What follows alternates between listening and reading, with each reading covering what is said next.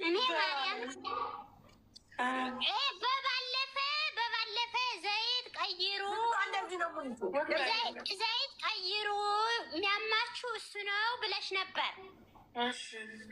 እኔ ደግሞ ቁሜ ስለምውል እግሬን እያመመኝ ነበርና ከዛ ሴትዮ የሃይላንድ ዘይት እያመጣች በዚህም እና በዘይቱን ወጥ ስሪ ቀልቅለሽ ትል ነበርና ህዛዳኔ ደግሞ ዘይት እየበላሁ ነው መሰል እግሬን እያመመኝ ነው ከስራው ጋር አልተመቸኝም እና ቀይሪልኝ አልኳት።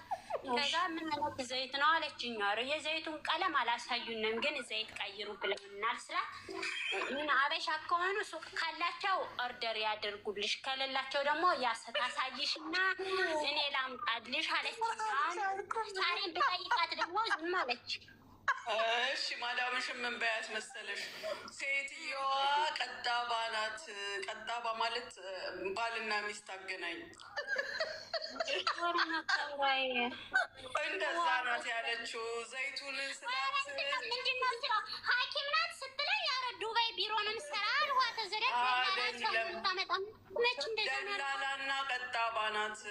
ታጋባለች እንደገናም ትደልላለች በያት። ከዛ በኋላ እስኪ ቁጥሯን ስጪኝ ስትልሽ ስጫትና አስረዳታለሁ እንዴት እንደምታስቀይርሽ ዘይቱ አይደለም። የቡና ተላ ስለምበላ ልጅሽ ትጠቁራለች የቡና ተላ ትብ እያሉ እያስጨነቁኝ ነው።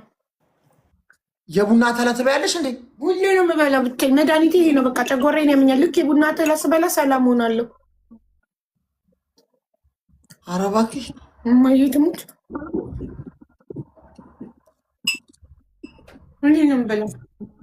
ምን አይነት አምሮት ነው? ምንድን ነው? ምንሽ ነው አምሮኝ?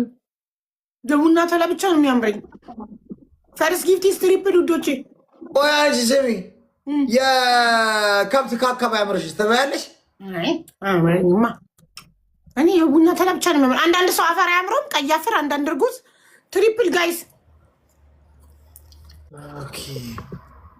እና ልጅሽ ሁሉም ልጅ ሶል የጠፋ ብላችሁ ተጨንቃችሁ ኮሜንትም ስታደርጉ በውስጥም ስልክም ስደውሉ ለነበራችሁ ሰዎች ለወዳጅ ዘመዶቹ መልእክት አስቀምጧል። ምክንያቱም ማይሆን መረጃዎች የተለቀቁ ቤተሰብ የተጨነቀ ስለሆነ ይሄንን መልእክት ለጊዜው አስቀምጦላችኋል።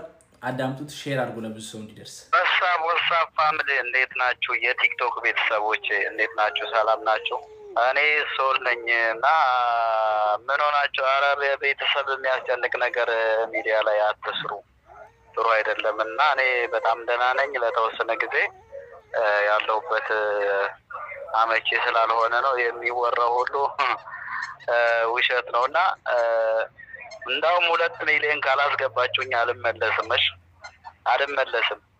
ከምትንጫጩ 2 ሚሊዮን አስገቡኝ፣ ከዛ እመለሳለሁ።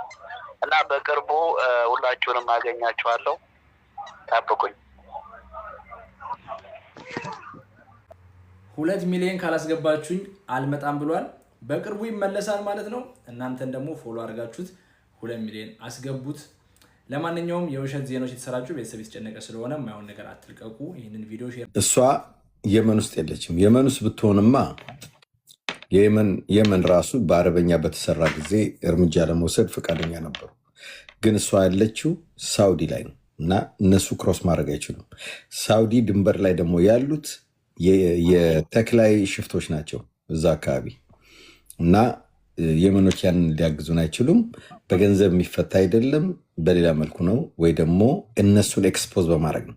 እንቺ ልጅ እንድትፈታ እዛ ያላችሁ ልጆች እያንዳንዱን ደላላ ስም ዝርዝር ከተቻለ ፎቶ የምትሰጡን ከሆነ እያንዳንዱ ተለቅሞ ከገባ አንደኛ ስራቸውም ይበላሻል፣ ሁለተኛ አንገታቸውን አንቀነሱ ለፍርድ እናቀርባል።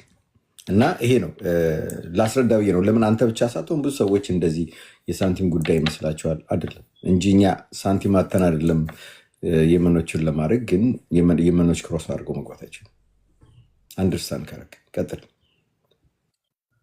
ልክ ነው። ግን ኦልሞስት ሳው እዚህ ጋር ስትታሰሩ በጣም ብዙ ልጆች በነገራችን ላይ እንደዚሁ እያሳሳቁ እየታሰሩ ነው። አይ ቲንክ ሰለሞንም እኔ አገር ቤት ሄደዋል ብላችሁ ነበር። ዛሬ ደግሞ የሆነ ቪዲዮ አይቼ እስር ቤት እንደገባና 5 ዓመት እንደተፈረደበት አወራችሁኝ። እኔ አገር ቤት ሄደዋል ሚስት ላይ ያገባ ነው ምናምን ብላችሁ ነበር ሶልን። አሁን ደግሞ አይ ቲንክ ቪዲዮ የሚዘዋወረውን እያየው ነው። 5 ዓመት ተፈረደበት ምናምን። እንደዚሁ ከስር ከስር የሚያመልጡንን የምናያቸው ልጆች ሲጠፉ የጠፉ ማለት እንደ ቤተሰብ ነው እንትን መሆን ያለበት። ትክክለኛ መረጃው ተይዞ ምናግዘው ከሆነ የችግሩ ጊዜ ካላገዝ ነው የደስታው ጊዜ ማኮ ምን እናደርጋለን? ችግር ውስጥ እንድትገቡ አንፈልግም። ዋናኛ የምናግዛችሁ ከችግር እንድትወጡ። ሶል የጠፋ ብላችሁ ተጨንቃችሁ ኮሜንትም ስታደርጉ በውስጥም ስልክም ስደውሉ ለነበራችሁ ሰዎች ለወዳጅ ዘመዶቹ መልእክት አስቀምጧል። ምክንያቱም ማይሆን መረጃዎች የተለቀቁ ቤተሰብ የተጨነቀ ስለሆነ ይህንን መልእክት ለጊዜው አስቀምጦላችኋል። አዳምጡት፣ ሼር አድርጉ ለብዙ ሰው እንዲደርስ። ወሳብ ፋሚሊ እንዴት ናችሁ? የቲክቶክ ቤተሰቦች እንዴት ናችሁ? ሰላም ናቸው።